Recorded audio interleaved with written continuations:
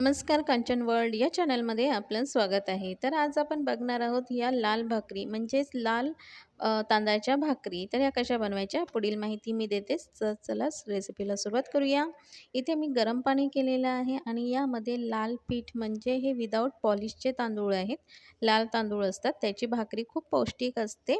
Diabetes patient किंवा इतर ह्यांनाही पौष्टिक असते. तर हे आपण 2 ते 3 वाट्या मी तांदळाचं पीठ घेतलेलं आहे. आणि पाण्याचं प्रमाण बघितलं तर 1 कप मी पाणी गरम करून घेतलेलं आहे आणि हे असं जसं आपण मोदकांचं पीठ बनवतो तसंच सेम हे पीठ भाकरींसाठी बनवायचं आहे. तर 1-2 मिनटं असं घोटल्यानंतर हे परातीमध्ये काढून घ्यायचं आहे. जास्त ओलं पण नाही करायचं आणि सुकं पण नाही ठेवायचं. तर असं हे आपल्याला पीठ मळून घेता आलं पाहिजे इतपत ओलसर ठेवायचं आहे. आणि पीठ थोडं पाणी घालून मळून घ्यायचं आहे. ते मी आता दाखवणारच आहे. तर इथे बघा पीठ खूप गरम असतं. थोडंसं थंड करून घ्यायचं आहे आणि त्यानंतर आपण पीठ हळूहळू मळून घेणार आहोत. तर इथे जे लागलेलं आहे पीठ सर्व काढून घ्यायचं आहे आणि आता आपण मळून घेऊया. तर मळण्यासाठी जास्त पाणी घ्यायचं नाही. थोडं पाणी असं शिंपायचं आहे आणि मग भाकरींसाठी पीठ मळून घ्यायचं आहे. तर दोन्ही हातांनी जसं आपण नॉर्मली सर्व भाकऱ्यांसाठी पीठ मळून घेतो तसंच हे पीठ मळून घ्यायचं आहे. खाण्यासाठी या भाकरी खूप छान लागतात, गोडसर लागतात आणि हे डायबिटीज ज्यांना आहे त्यांना खाण्यासाठी खूपच छान असतात. म्हणजे त्या ह्या भाकरी खाऊ शकतात. जसं आपण सफेद तांदळाचा भात किंवा भाकरी खाऊ शकत नाही, तर तुम्ही लाल तांदळाच्या भाकरी केल्या तर कोणताही पेशंटला दिलं तर ते पोटभर खाऊ शकतात. तर इथे बघा माझं पीठ मळून झालेलं आहे. आता या पिठाच्या आपण भाकरी बनवणार आहोत. तर आपल्याला एका भाकरीसाठी जेवढं पीठ लागेल तेवढं मी घेतलेलं आहे. ते सुद्धा मळून घ्यायचं आहे, नाहीतर मग भाकरींना भेगा पडतात, चिरा पडतात. त्याच्यासाठी पीठ चांगलं मळून घ्यायचं आहे. थोडंसं असं चिकनपणा आला ना, की भाकऱ्या छान अशा वळता येतात. आता एका भाकरीसाठी जेवढं पीठ लागेल तेवढं मी काढून घेतलेलं आहे. आता भाकरी कशी बनवायची ते खूप महत्त्वाचं असतं. पीठ तर मळता येतं, पण भाकरी कशी बनवायची हेच काहींना समजत नाही किंवा येत नाही.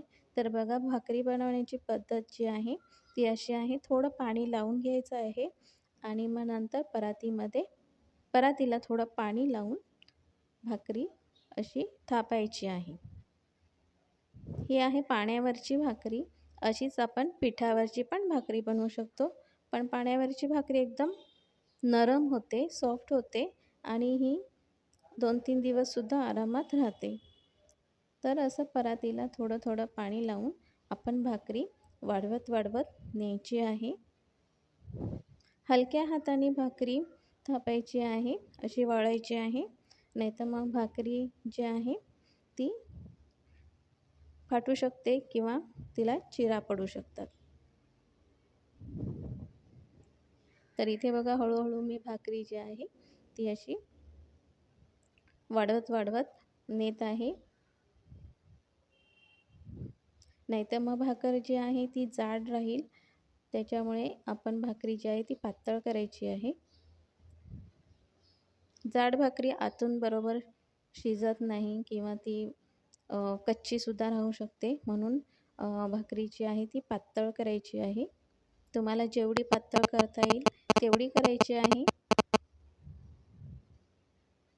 पाणी जास्त लावू नका, म्हणजे भाकरी जी आहे ती एकदम नरमसुद्धा होऊ नये, थोडीशी कडक राहावी. तर इथे माझी आता भाकरी पूर्ण झालेली आहे करून.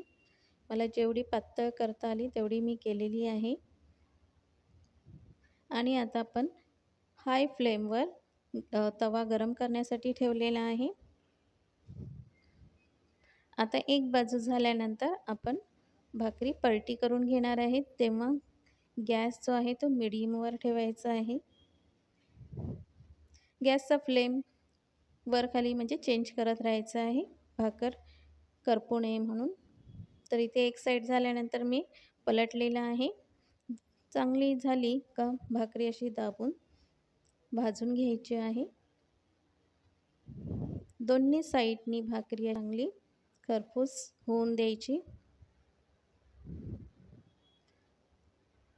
छान अशी भाकरी झालेली आहे. तर ही गरम गरम भाकरी तुम्ही मेथीची भाजी कोणतीही भाजी असेल त्याच्यावर नॉनव्हेजसाठी सुद्धा तुम्ही अशा भाकरी बनवून छान चिकन मटण किंवा मच्छीसोबत खाऊ शकता.